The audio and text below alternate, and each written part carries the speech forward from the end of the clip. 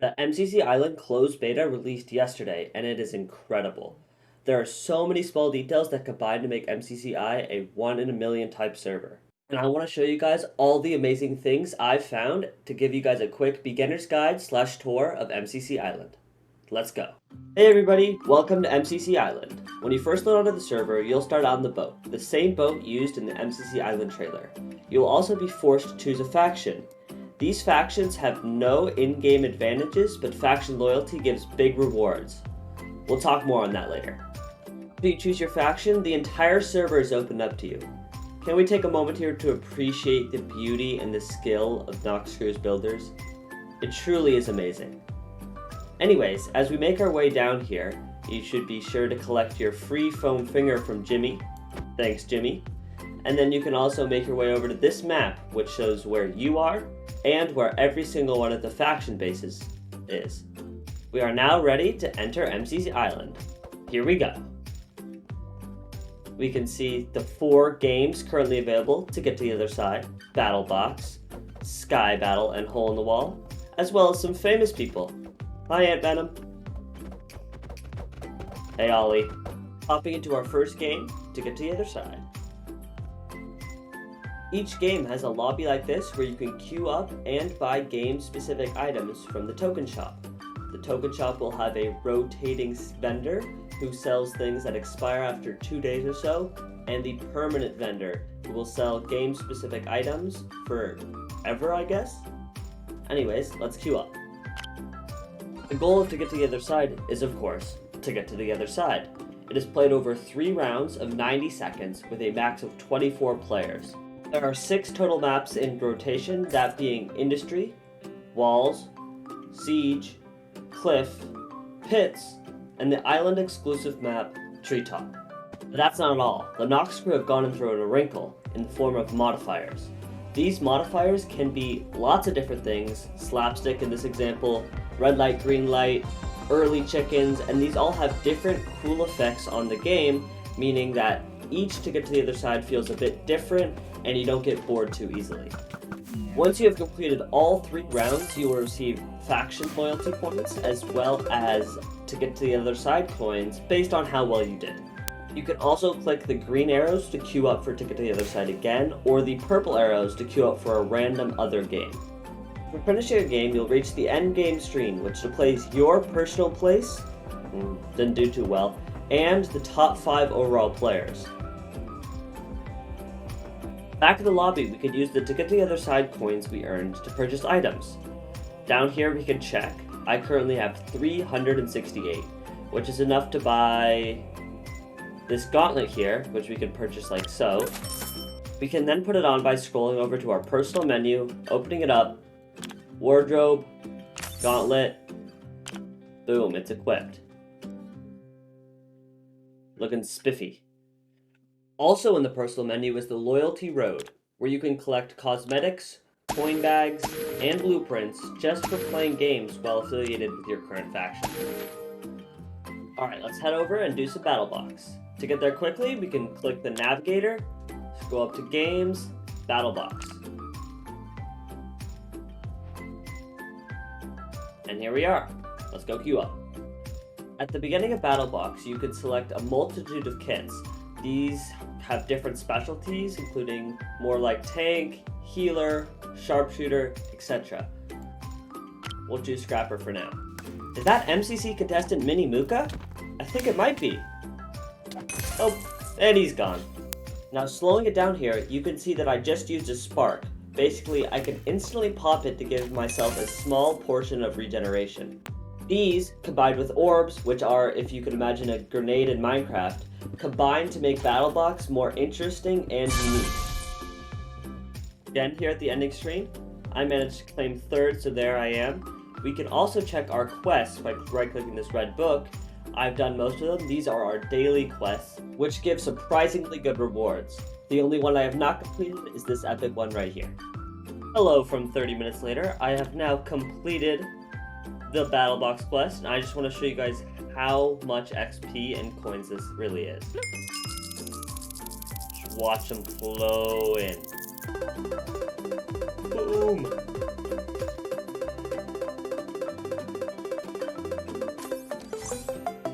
And oh yeah, Battle Box is played over 3 different maps: Canal, Paint Factory, and Train Station. Moving on to Hole in the Wall, our third beta game. This one gets spiced up by traps. Right here we got One Punch. These traps can be anything. This one in particular means I can punch someone just like I took the other side, but only a single time. There will be all sorts of things, from sand falling from the sky, low grav, high grav, all sorts of stuff, making Hole in the Wall super interesting. As time goes on, the walls will be harder, move faster, and the traps will be more common. In addition, there will be more psych walls, meaning walls that start coming towards you but don't actually finish, and walls that double back, meaning they go one way and then immediately turn back quickly and go the other way. We also have the classic Hole in the Wall glitchiness, skill. While we're finishing up this round, I'd like to ask you guys, the viewers, what your favorite MCCI game is, whether to play or to watch. Back in the lobby, we can see we got an alert, and this one is an achievement, which you can get by playing each of the games. This one is in Hole in the Wall for the game we just played. This is my 10th Hole in the Wall game, giving me 5 trophies. If you check down just above my hotbar, you can see I have 50 total. This, along with your faction level, is what is displayed above your head. If we go look here, yeah, Yellow Yaks. He is faction level 21 with 40 trophies.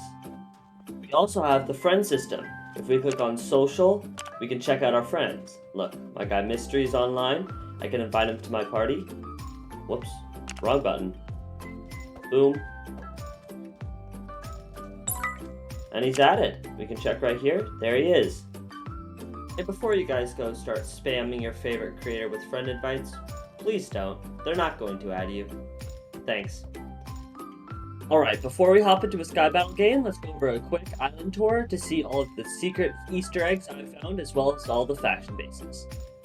Alright, the first one that we're going to is possibly the coolest thing I found so far. Let's go. Alright, right here behind this waterfall, we have the secret samurai temple. Oh my god, this thing is amazing. We have a hidden vendor selling us a sai for 25,000 coins. Unfortunately, I can't buy this yet. As well as a bunch of henchmen all around the place. If we go into one of these side rooms, we can just head on up, but there isn't much else as of now.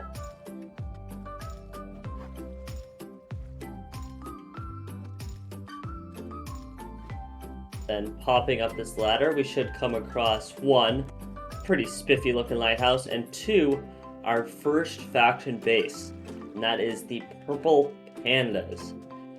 Tucked away at the start of the jungle, we have a nice looking base, cute looking little panda, and our faction leader, Asia Asu. The faction bases are not currently open, and they are coming soon. After a quick stroll up this path, we come across our second faction base, and that is of mine, the lovely, lovely Yellow Yaks. I think this one looks absolutely fantastic. Just adjacent to this mountain here, as where Yaks live, and fenced off, little cool, tucked away area with Mr. Waylon as the faction leader.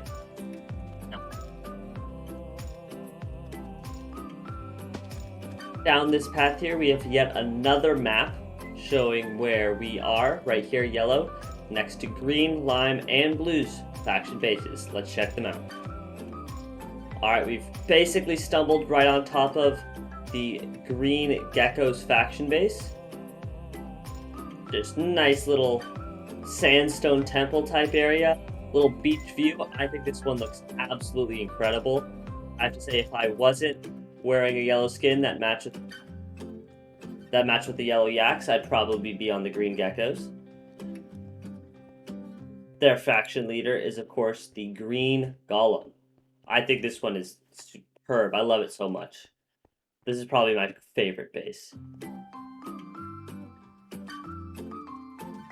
Next up is the blue bats, who of course have a cave and the blue ninja as their champion. Not much to see here, not quite as much as the other places, but that's probably because most of it's going to be underground. I'm super hyped to see what this will look like. And I know we've skipped over Lime for now. Don't worry, we'll be back. There's another cool thing right next to where they are that I want to save for last. Now we're walking up towards the orange ocelots. Couple guards for a nice little charming prince right here. Hopefully these NPCs will have some interactions and possibly quests in and of themselves in the future, and I guarantee you that's something the Noxer is going to do. This server has so much potential, I'm telling you guys. Anyways, we have a cool little words describing with Maya the Swift as their faction leader.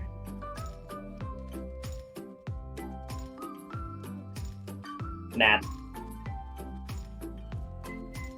Now we have the base of the pink parrot, another one that I think is super cool. I just love how it's tucked away in the trees here. We have Aerial Arret as the faction leader. Nice little lot of target practice, target blocks, a lot of stuff going on here.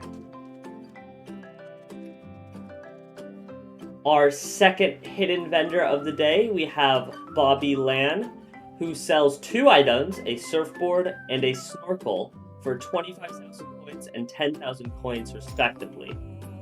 Super cool, love the view, good all around. And that leads us right into our final faction base, the Cyan Coyotes. I just love that piece of work right there, that is beautiful. The Cyan Coyotes have probably my second favorite faction base. I just love how this turned out. Nice little ravine coming through with the cyan on each side. Oh my goodness, it's amazing. We see here a construction area. This doesn't have much going on quite yet. And then the market and area and main lobby are over that way. We'll get over to those in a second, do not worry. Let's take a look at Lime now. Oh, and of course, former mascot, little bit of a sneak peek under here, but the faction leader. While we walk here, I'd like to go over the things that are coming soon, including leaderboards for each game, 2 new games, and interactions with NPCs. Also, sorry the mic is scuffed in some spots, don't know what's up. Now here we have the Red Rabbits with Aaron Abbott as the faction leader.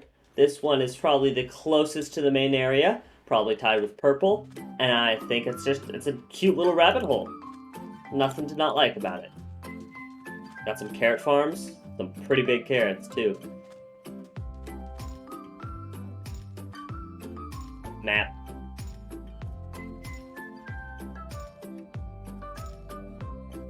Now here, my friends, up this path is maybe the most rare thing I've found. Who knows? It is, of course, the Gnome Maker. Our third and final hidden vendor. Who knows, there is possibly more, but he sells the gnome for 100,000 coins.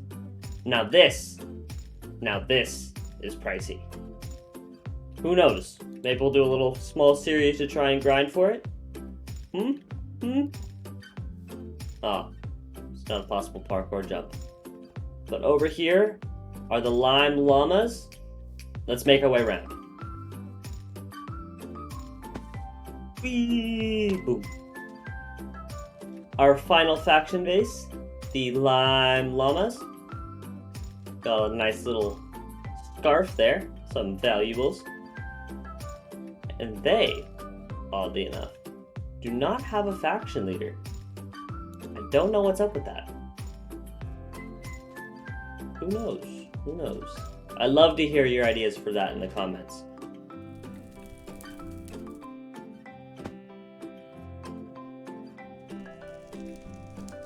Anyways, we're now on to Sky Battle. Now we have Sky Battle, which is played with 8 teams of 4 on 2 different maps. One being Candyland, which you might recognize from actual MCC, and 2 an island exclusive red houses or barns or whatever they want to call it. Now this game has maybe been my favorite so far. It is so hectic, so crazy, and most of the people you'd recognize are playing this game, so you get games with people you know a lot, which is pretty cool. Anyways, this game also has the sparks and orbs, same with battle blocks that spice up the PvP. The other thing is the chest and the chest rarity system, which I'll read out to you the knock screw definition of it. Tier 0, or gray. Starter chests, only spawn points, not much loot. Tier 1, lime. General loot, common around the map. Tier 2, aqua. Better loot, rarer but still plentiful around the map. Tier 3, purple. Good team loot, enough for everybody. Only 2 per map, enough for entire team. And when they say 2 per map, it means 2 per looting path. So there's going to be 16 total. So each team would get 2. And Tier 4, golden. The best quality loot, that's netherite swords, diamond armor. And there's only one of that, and that is at the center. We have just got a couple minutes left in the video, but be sure to stick around to the end because we're going to be going over the coin system and marketplace that is in the main lobby area. Alright, I'm going to let this game play out because it was super fun and I ended up placing first individual.